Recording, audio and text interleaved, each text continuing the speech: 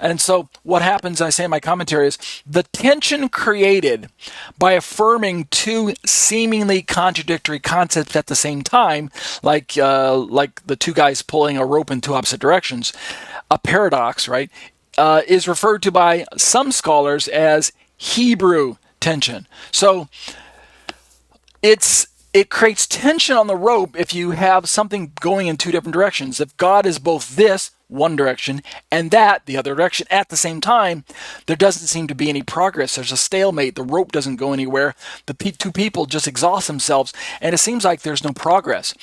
It then became and I'm closing with this. It then became the desire of the Greek model, the philosophical model, to instead of creating tension on the rope by pulling in two opposite directions, to simply resolve the tension by solving the equation in either one direction or the other direction and giving up on one of them. So one person gives up their pull on the rope and simply gives in to the other person, and therefore we end up with progress because the rope goes off in one direction, either left or right, depending on which choice they made. And we call that progress in the Greek model, right? That's basically what we want in Western mindset as well. We don't like tension. We don't like Hebrew tension. We don't like a rope being pulled in two different directions. We don't like the paradox.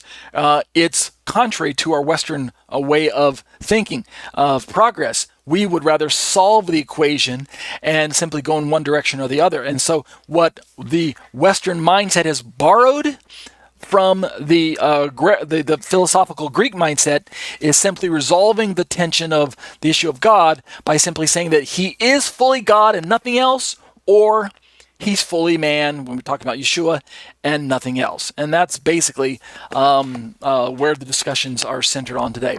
And I think I'll stop right there in my study right now with this particular topic of the Hebrew tension.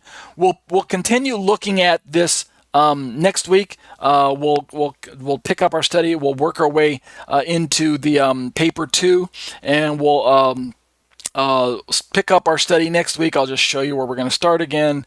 We'll pick up our study starting right here in this paragraph. How can God be one and yet three at the same time? We'll continue talking about this idea of the ontology of God, the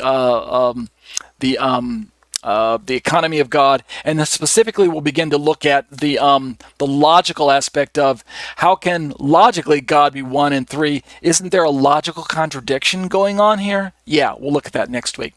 But that'll do it for exploring the Shema, discussions on the issues of Trinity.